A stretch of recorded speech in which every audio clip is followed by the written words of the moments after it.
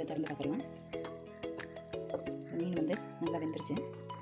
இதை திருப்பி போட்டு வேக வைக்க வேண்டிய அவசியம் இல்லை. ஏன்னா இந்த சூப்லேயே மீன் வந்து ஜஸ்ட்டு ஒன்று தண்ணி பட்டாலே வெந்துடும்.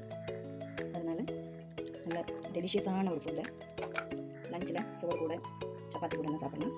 இதோட ஒரு நல்ல ஃப்ளேவர் கிடைக்கிறதுக்காக ஒரு கொஞ்சமாக குருமிளகு பொடி, கொஞ்சம் கருவேப்பிலையை நசுக்கி போட்டுக்கணும். சூப்பரான ஒரு டிஷ்ஷு. சிம்பிளான வெரைட்டி தானே.